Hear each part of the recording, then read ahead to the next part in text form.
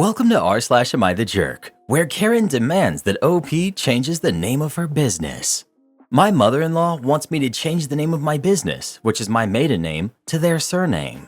I, 34 female, am a cosmetic surgeon and I've opened my own practice last year. It's been doing very well and I'm doing the planning now to open another branch in a neighboring state, which is my in-laws state. My husband comes from a well-to-do family. Grandfather was wealthy, whereas my parents were immigrants and they had to get their masters here again while already having a PhD from my home country. I barely saw my parents growing up so that they could house us and feed us. My practice has both my mom and my dad's last names. My husband is a great guy and his family is very nice, but they value different things and have weird priorities. I wanted a small wedding in the US because I had another reception in my parents' home country. Mother-in-law offered to pay for a larger wedding so that they could invite more of their friends, but I stuck to the 50 people limit, which is a lot because I just wanted 30 in the beginning. Because I wanted people that my husband and I both knew and loved to be there. I didn't want my mother-in-law's stylist, her business partner, or their family lawyer to attend. She eventually complied and kept meddling occasionally from then on. I never changed my last name, but would unofficially be referred to as Mrs. Husband's last name. At work, I still use my name to not confuse my staff and patients, but also to honor my dad for everything he has done all my life. Now that I'm opening another practice, mother-in-law wants me to use the family name as the brand. I told her it would create confusion and people might not know it was mine. I built a lot of trust, patronage, and recognition using my brand, so I don't want to keep correcting people and to start from the bottom in a sense. It makes perfect sense and is the smart decision business-wise. There's also some legal and extra paperwork to be done if I used a different name. She said she's so proud of me and wants to show me off, and also her family name is very famous around here, so I might get more patients. She also joked that she should get some royalty for that too. Their surname is an old American name that back in the day used to do bad things, corruption and more. I do not want to use that name. I'm Southeast Asian. My staff are diverse, and it's something that I'm proud of since we do focus on ethnic and cultural aesthetics instead of the generic aesthetics. I'm walking on eggshells here, and I plan to let my husband deal with her. They always do a family dinner, and I see her maybe once every 2 weeks, and she always brings this up. Recently, 2 of my sister-in-laws have been pestering me to do it too. Don't do it. You built the reputation of your business all on your own. You're honoring your parents with the name for all of their sacrifice. Just tell them you will not entertain any discussion about a name change. If they pester, start avoiding going to see them. If you're trying to keep things from getting emotionally intense, I'd suggest repeating that it's a business decision and that your existing branding isn't just well known, it's known for a specific market niche. People already try to find you and you want that to be easy. Am I the jerk because I don't want to take my stepson, who's 9, on vacation? Plus final update. My husband, who's 39, and I have been married for 5 years. We have 2 kids of our own, both girls, ages 5 and 2. I also have a son who's 10 from a previous marriage, but I was widowed. My husband's ex is barely involved in stepson's life at all. They got divorced when stepson was 2, and his ex wanted a fresh start, so my husband did the decent, selfless thing and had complete custody of their son, even though he had wanted shared custody. I got a bonus at work, and I really want to go on vacation with just my family just once. We've been on family vacations all together lots of times, but just once I want to spend my money going on vacation where I'm not looking after someone else's kid. I want stepson to stay with his mom while we go on vacation. My husband sees my point of view and is okay with it. I don't think I'm being at all unreasonable. My mom found out what I was planning and says that I'm being a complete jerk. These are the reasons she says that I could be the jerk. 1. My mom says that if stepson's mom isn't properly in his life, I should be even more involved in his life to compensate. I think this is a completely unfair expectation. 2. She also says that I'm being a hypocrite taking my son, but I think that's totally different because my son doesn't have another parent. I'm all he's got. If stepson's mom won't take him just for once, then obviously he'll come on vacation with us. But I don't think I'm the jerk to ask if I can have a vacation with my own family just this time. It's not like I hate my stepson or anything. He's a nice kid, he's just not mine. Am I the jerk? If my math is right, you and your husband got married when your stepson was 4. What kind of a relationship does stepson have with you versus his biological mom? OP. Yes, he was 4, and as I said, he barely sees his biological mom. I'm not sure what point you're making. Update. We definitely won't be going on vacation without stepson. After a couple of hours of replies, I decided to show this to my husband. We sat down and had a really long talk about it. He told me he's never been comfortable with my attitude about my stepson, but didn't know how to say it to me before. I don't want to be a bad person. I just never thought of stepkids as being yours. I don't think it would be easy for anyone to accept this level of criticism, but all of your replies have shown me I have a lot of work to do. As many of you suggested, as did my husband, I intend to see a therapist to help me with that. As I said, I don't hate my stepson in any way. I've never been deliberately cruel to him. I've just always thought of him as my husband's kid. But I realize my mindset needs to change. So I'm going to start working on that. I want my family to be the best it can be, and I need to accept that it includes my stepson. I understand that now, and I'm going to start seeing a therapist to become a better person. We've talked about maybe having family therapy too. I've also made up with my mom, and she's 100% behind the changes I want to make in my life. It wasn't easy to hear everything you said, but I understand that I needed to hear it. Update.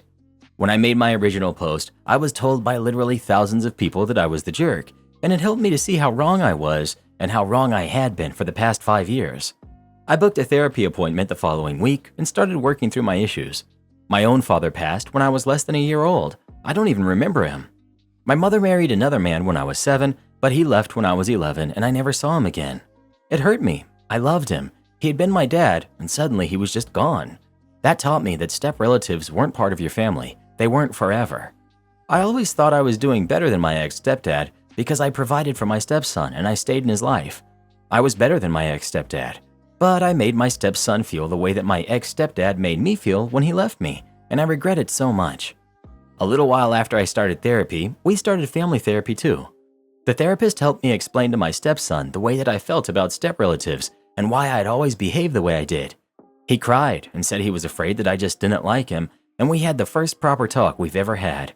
I told him that wasn't true, and I had just been a bad step-parent like my ex-stepdad had been to me. My relationship with my stepson is so much better now. We spend time together, just the two of us, and except for this post, I never call him or think of him as my stepson. He's my son. I accept that now, that he'll always be my son, that unlike my ex-stepdad, he's forever. Even if something happens between me and his dad, he'll still be my son. Most of all, he always called me by my first name. But last Thanksgiving, he asked to start calling me Mom. It made me so happy. I told him that I loved him, and he said he loved me too. Since then, he always just calls me Mom. A lot of people also talked about the way my husband needs to improve, to be more assertive and protective of his kids. He knows that. It's very easy to see the problems when they're presented to you all at once in a Reddit post, but when things happen day to day, it's a lot harder to realize how issues are building up. But he's working hard, like we both are, to try to make our family the happiest it can be. We both know we still have to keep working at this. I'm still in therapy and we're still having family therapy, but I'm grateful to work at it. I'm grateful to have all of my kids. It's very hard for me to write this, to think about the way things were before I started therapy. It makes me cry every time I think about it. But I want to thank you, Reddit. I wrote my original post just looking for validation from my own point of view, and I never thought the internet could change my life this way, but it has. I feel like for the first time, we're truly a family. Thank you all. To be honest, some of these stories make me tear up a bit. Isn't it wonderful when things just work out? It sure is. And other stories make us want to see the world end. Don't worry, Reddit boy. We'll get that comment someday. Am I the jerk for telling my husband that his mom deserves nothing if something were to happen to him? Recently, my husband has been talking about taking out a life insurance policy. I'm in favor of this as we have a baby and he's pursuing a career as a pilot. This weekend, he walked into our bedroom and said that he had researched a policy he'd like to get for $3 million. He then says, "I think I'll set it up so half is for you and half is for my mom." I'm American and he's Cuban. His mother and the rest of his family currently live in Latin America. They do okay for themselves, but the standard of living is a bit different from the US, though it's not crazy. She's not happy there, and we've been trying to sponsor her to come to the US. I like his mom, and we've supported her in many ways, such as paying for multiple trips to Cuba, paying to send suitcases and parcels with clothes and shoes to them, cash gifts when we visit, etc. When he says this about splitting the life insurance policy, something in my gut felt weird. I think it showed on my face because he asked me, and I said that it seemed odd to me. That it seemed like these kinds of legal and financial things should be set up for our small family, and that I would not just leave his family hanging if anything were to happen. He was defensive, asking why I didn't want his mom to get anything. I wasn't saying that, but I didn't really have words to explain what I was feeling. I was clear that of course I would want his mom to receive funds if something were to happen to him, but that it seemed like legally this policy should be set up for me and our kids and future kids. Round and round we went. My logic. Say he passes in an accident in 20 years. We have 3 kids. His mom is still alive and pushing 80. 1.5 million is excessive for someone of her age and lifestyle. For this example, it gets split evenly between the 3 kids. A lot of money, but obviously you can't do as much with $500K as you can with 1.5 million. I think it's logical to say that cost of life and living for an elderly woman versus a young family of 4 is very different, and that different quantities of money should be allocated because of this. Also, I want to be part of this decision. Him waltzing in and telling me what he's going to do doesn't fly with me, especially as we are equal earners in our home and share finances, so I'm paying for half of this policy. His logic. I should think of it as 2 separate policies, 1.5 for his family, 1.5 for me and our kids. That our kids will get $500K each, which is a lot of money. That $500K is better than nothing. And isn't it good enough that he's thinking of us and setting us up for a good life? He continuously accuses me of not wanting his mom to get any money. He also called me selfish, implying that I just wanted more money for myself. He says of course his mom would share this money with the rest of his family, dad, sister, and nephews. I don't have great words for how I feel. It just doesn't feel normal to me. Am I the jerk? Not the jerk. Typically, a life insurance policy is intended to cover the losses associated with someone's passing. That includes costs of burial, etc., but also the lost income of the person passing. Your first step should be to calculate the financial impact of your husband passing. How much money would he earn over the remainder of his career? How would the loss of that income impact your ability to pay the mortgage or your kids' ability to go to college? That should be how you think about life insurance for your family. It's not unreasonable to consider that your husband won't be able to contribute as much to his family, but he's treating this more like buying lottery tickets for her every month, and it's reasonable to not want to put that in the family budget. Not the jerk, and it's absurd that he called you selfish. Imagine if something did happen to him, not 20 years from now, but while your kids are still young. You would be alone raising those kids. If you got sick or one of your kids got sick, you could end up not being able to work for an unknown amount of time. Even without that, kids are expensive to raise. Childcare is expensive. You'd be paying for a house purchased with the assumption of 2 incomes. Do the 2 of you plan to help your kids with college or trade school or just starting out in life? Do you plan to give them something for a wedding or a first home? Would he want to be able to secure that in case he's not able to be there? This should absolutely be a conversation between the 2 of you. Want me to take all of my stuff and leave? No problem. This was a couple of months ago back in May. I had been living in an apartment with 3 other roommates, so 4 of us total, for about 8 months. We're all women in our 20s. I barely interacted with my other roommates at all. Just between our jobs and classes, we never saw each other. We all had our own rooms as well. For some context, on May 5th, my fiance and I were planning to move into a new apartment together, so by the evening of the 4th, I had just about all of my belongings packed up. More on that later. Though I barely interacted with my roommates, I felt we coexisted well and we never fought or argued about anything, except for some very minor instances with Vicky and Kara. These 2 were friends, and Vicky was definitely the messiest of the 4 of us living there.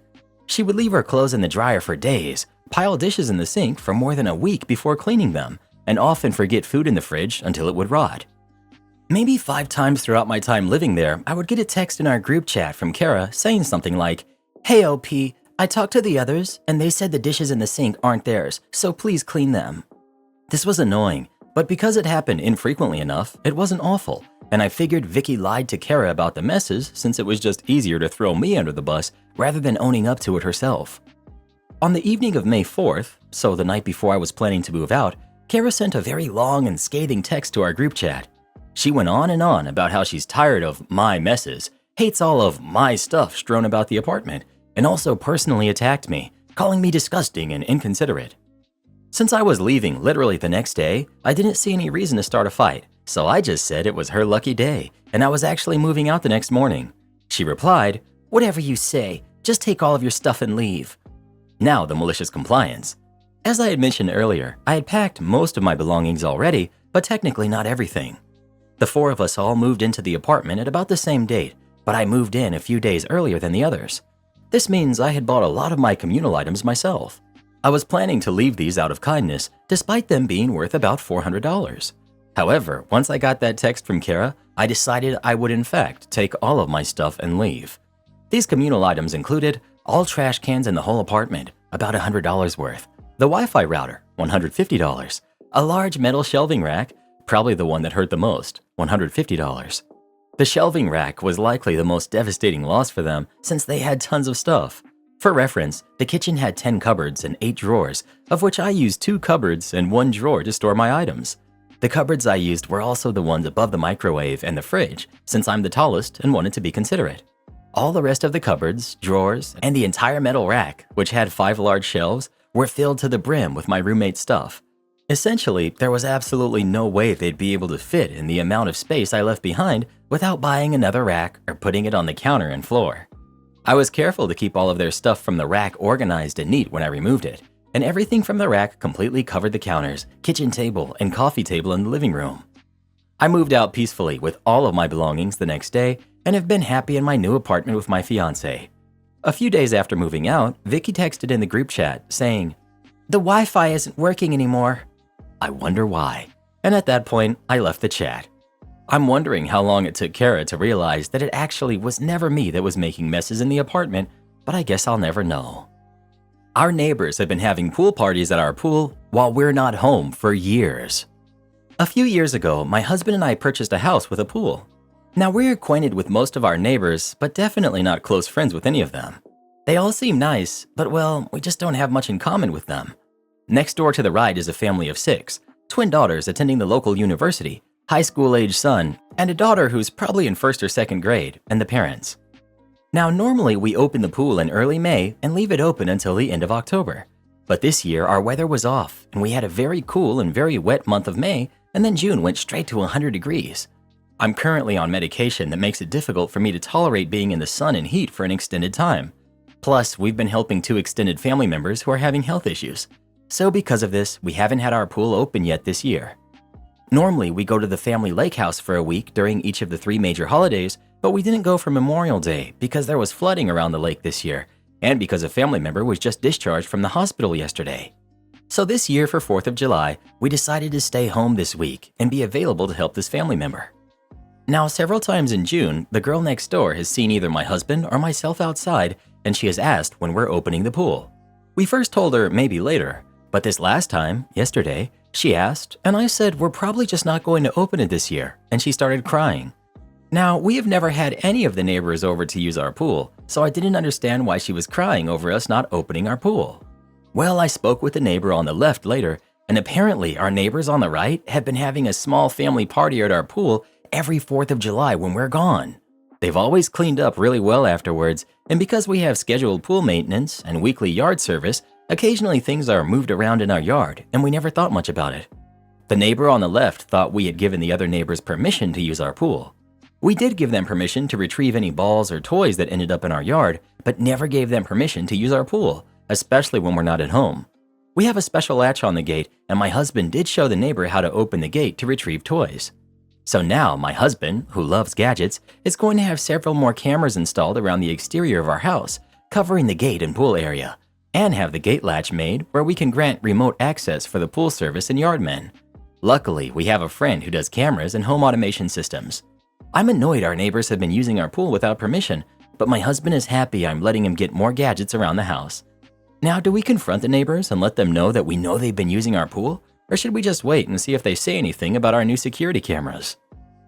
Lawyer here. You need to put up no trespassing signs, tell your neighbors they're not allowed on your property without permission, and change the lock to the gate. Now that you know, you're on notice, and you could be held liable if they're injured visiting your pool. It sucks, but it will be much less trouble than a lawsuit. Am I the jerk for telling my sister-in-law to stay home from a family 4th of July gathering if her dog hates fireworks? Every year, my family gets together at our lake property for 4th of July. This year, my brother and his wife are driving here from out of state.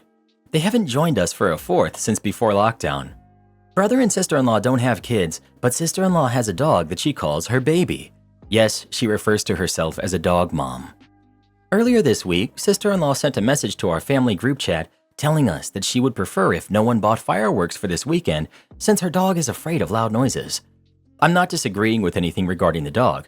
Our dog doesn't like fireworks either, and he's a hunting dog who's been around loud noises his entire life. And since fireworks are expensive, we don't usually buy anything big. We'll usually get the small stuff that just stays on the ground for the kids to enjoy. However, the city that the lake is on goes all out for big fireworks display. We also have zero control over what anyone else on the lake does for fireworks. The past few years, our neighbors on both sides have developed a kind of rivalry to see who can get the best fireworks. I don't mind because we get to enjoy the show without spending any money, and they're also respectful about not doing fireworks late at night. Once it hits about 10:30, they shut it down for the night. I responded to sister-in-law's message with this information, basically telling her that we don't buy a lot of big fireworks, but our neighbors do, and we have zero control over that. She asked if it would be possible to talk to them about it before they arrive to see if they're willing to tone things down this year. I told her I would not be doing that since they always had been respectful about their fireworks use. She started to list off all of the things that happen to her dog when he's around loud noises, and instead of addressing all of those things, I told her that maybe it would be best if they boarded the dog for the weekend, found someone else to take care of it, or one of them just stays home. This resulted in sister-in-law starting a separate group chat with just her, me, and my brother. She started trying to bargain with me to get me to talk to our neighbors, saying things like, "What if it was one of your kids that hated fireworks? Would you talk to them then?" I told her that even if I talked to the neighbors, the city still does a huge show, and we're close enough to see and hear everything, and there's no way they're going to cancel a show because her dog is afraid of loud noises. I told her that she's just going to have to find a way to keep her dog inside or drive the dog to somewhere else away from the fireworks until people are done. Sister-in-law accused me of being a bad host and for not being considerate of them as guests. My brother sent me a separate message telling me to talk to the neighbors just to see what they say, so I can tell sister-in-law I at least tried. I told him I'm not doing that, but sister-in-law is free to try when she arrives. Not the jerk. Fireworks are scary for our animals. If we truly care about our pets, we will take every precaution we can to limit the distress they go through on this night. An example of one of those precautions would be not taking your beloved pets to a vacation destination with a rife history of fireworks. Your sister-in-law expecting an entire community to change something as common as fireworks on the 4th of July is quite ridiculous, completely in the hands of strangers, and leaves her no way to enforce any agreement that might be reached. It sounds like your sister-in-law needs a reality check. Karen mother steals my car, now I'm suing her. I, 24 male, live with my mom in a rural part of the USA. For context, when it comes to my sister, 37, she's much older and we come from different fathers, and we grew up in split custody arrangements. We are not particularly close, almost acquaintances more so than siblings. I don't really feel any family connection, even though I love her. I don't feel obligated to bend over backwards for her. Well, sister lives 2 hours away, in a much more urban area, and is currently going through a divorce. Her and her ex-husband only had one vehicle, and it belongs to the ex-husband, so when they split, he took the car. Sister has 4 daughters and works a full-time job. I, on the other hand, work from home, and I have no real external responsibilities. My mom came to me asking if my sister could borrow my car for a couple of months until the divorce is finalized, so she has a way of transporting her and her kids to wherever they need to go without the financial burden of purchasing another car or relying exclusively on ride sharing. I just recently bought my car, 2012 V8 Mustang, and it's my first vehicle ever. I didn't get a hand-me-down or get one as a present when I turned 16 or 18. I was basically immobile, except occasionally being allowed to drive my mom's car, or when my dad had me, I could get Ubers. Getting my own vehicle was extremely liberating, minus the loan, and I don't feel trapped at home anymore. So when I was approached with this proposal, I flat out said no. I can totally understand the justification for letting her use my car for a couple months, but aside from the fact I don't want to lose my newfound sense of freedom, I also just don't want someone else driving my car, and maybe that's selfish of me. Over the last few days, my mom and sister have been trying to convince me to let her use the car, saying that she would pay me for the car payment while she has the car, or that she'd pay for insurance if she has it longer than anticipated. No matter what they brought to the table, I kept saying no, much to their dissatisfaction. Fast forward to this morning. I realized that my mom isn't home. I opened the garage to see that her car was still there, but mine wasn't. I immediately knew what had happened, and I called my mom about the situation. She just tries to calm me down and has me try to picture it from my sister's point of view, but I'm just flushed with rage, and instead, I just tell her that I'm going to report the vehicle as stolen instead. She just hung up the phone. As of now, I presume my car is down with my sister, and I'm seriously considering reporting it stolen and naming her and my sister as perpetrator and conspirator. I really don't want it to go that far, and I hope that we can just work it out instead. But what I initially said as an angry threat, I'm starting to really consider as an option. I just don't know if it's worth burning so many bridges over a car, but the fact that my family won't respect my boundaries or my property is so frustrating. Would I be the jerk? Update. I ended up giving mom and sister an ultimatum to return my car by 5 p.m., and if they didn't, I would be reporting them to the police, and if they did, I would let bygones be bygones and move on and move out. I even offered to pitch in a bit to help my sister get a new vehicle. Car has been returned, so the police will not need to be involved. However, there's body damage that wasn't there the last time I used it. Can't tell if it was intentional damage or not, but it honestly doesn't matter. We'll be getting all relevant papers in order, and then I'll be lawyering up, so the damages will all be paid for. As soon as this entire situation is resolved, I will be moving out. I've learned to never keep my keys out ever again. Thanks so much for the input and advice. To address a few questions that I keep getting asked, Mom has her own car, but doesn't want to lend hers out because she needs it for work every day. I had offered to let her use mine for work, and she lend out her car to sister, but she refuted this idea, saying that she doesn't feel comfortable driving my car and that she needs ample space for medical supplies. She's an in-home nurse. I'm well aware that my living situation will change if I call the police on my mom and sister, but honestly, the living situation is already compromised. Regardless of the resolution, I will be moving out as immediately as possible, as soon as I'm financially stable enough to do so. This whole thing is just the straw that broke the camel's back. I've been getting a lot of comments regarding living for free at my mother's house. We split the bill 60-40 on basically everything. It's not truly 50-50, but absolutely by no means am I freeloading at my mom's house. Am I the jerk for not taking in my orphan niece and nephew? Plus updates. My sister, 33, and her husband, 36, passed not long ago, leaving behind their 3 kids, who are 14, 12, and 8. We live in a pretty small town of under 2,000 people, and their passing kind of shocked the community. Everyone's talking about it. Their memorials were up in the grocery store the day after they had passed. Another thing is, everyone is wondering what will happen to their kids, and the expectation seems to be that I will take them in. My circumstances. I'm 23, male. I'm single and have no kids of my own. I have no income and live off student loans while going to university in the next town over, getting my bachelor's. I live in a mobile home in a trailer park. It's a 40-foot trailer, but still only a 1-bedroom. I own it, but I pay rent on the land it's on.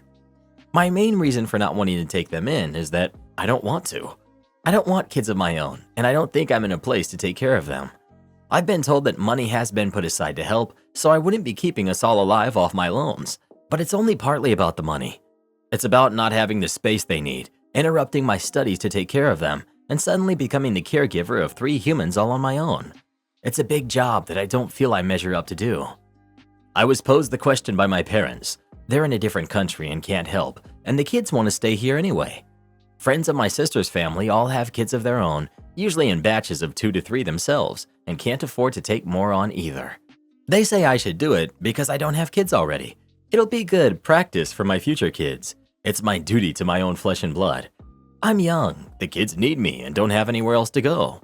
I told my parents that they can crash on my living room furniture for a while until other arrangements are made for them, but I won't be able to take care of them permanently. My parents think I'm a jerk for refusing to do so. My sister and brother-in-law's friends think I'm a jerk. Even some of my friends think I'm in the wrong. Word has started to spread around town that I'm a jerk. People have come up to me to tell me what they think of me for refusing to take in my nephews and niece. Worse, the kids think I'm a jerk for abandoning them. I've been told horror stories about the foster system and that I'm giving them up to it, that they'll be separated, we'll lose them and never get them back, and that I'm a monster for not doing it, that I'm selfish, they're ashamed of me. My mother told me that if I don't take them, they'll have nothing more to do with me because of how horrified they are. It seems harsh. Part of me feels like I don't deserve to be told these things just because I didn't want to and am not able to take care of these kids. The other part agrees with them. Have I been the jerk in this situation? Edit. I sat down and ran the numbers about my finances, and this is what I came up with for anyone interested. The amount of money left behind to help raise them is 25,000 Canadian dollars, and I think that's around 19,000 US dollars. I don't think it would be possible to raise 3 kids to 18 on that amount, especially not because one of them will be 10 years away. I would need to supplement that with a job, definitely. But I'm 3 years into my bachelor's and have accumulated quite a lot of debt that I would also need to pay off if I stop going to school. As for my student loans, I will break down those finances. After my tuition is paid, I'm left with about $4.8 thousand for the time school is on and the break month in between semesters. My rent for this plot is $550, so of that $4.8 thousand, $2.2 thousand goes to rent every 4 months, leaving me $2.6 thousand to buy food, gas, insurance, etc. All told, I have $7.8K a year to purchase needs. I don't know if this matters, but the poverty line for families with 2 adults and 2 kids is $30K Canadian dollars. Obviously, with 1 adult and 3 kids, still 4 people, at $7.8K to work with is well below poverty. Because of all of that and all of your guys' responses, I have tentatively figured I am not the jerk. My plan going forward will be to try to sit down with the kids, at least the oldest, and talk to him about my finances to hopefully show him that it's not the fact that I don't care about them, but because there's no chance they will have a good life with me as their guardian. I will also tell my parents all about my finances. Hopefully, if they see the resources I have available, they will stop on this crusade to get me to take them in and accept that they will need to step in if they want the kids to stay together. I feel like even if I tried to take them, the government would just take them away anyway. Also, while I was out, someone keyed my car, so I think I'll have to move if people don't calm down. Not the jerk, but it doesn't really matter if the kids want to stay in this country. Being with your parents would be infinitely better than the foster system. Also, where are the other grandparents? OP. The other set of grandparents passed a while ago. You're probably right that it doesn't matter they want to stay here, but it's part of things they're taking into account with this. Everyone sucks here. OP, I'm so sorry for your loss and for this huge responsibility that now rests on your shoulder. You shouldn't have to quit your studies to take care of the kids, but leaving them to the foster system would be awful. They're probably already gone through so much and afraid of what their future has to hold. You didn't ask for this, but neither did the kids. Keep them safe, love them, help them. This is harder on them than it is on you. Do this next. Tap here on your screen to come see our new podcast playlist, where you'll find thousands of hours of the best stories you've ever heard. Or tap the one on the right. That episode is specifically just for you, based on other videos you've enjoyed the most.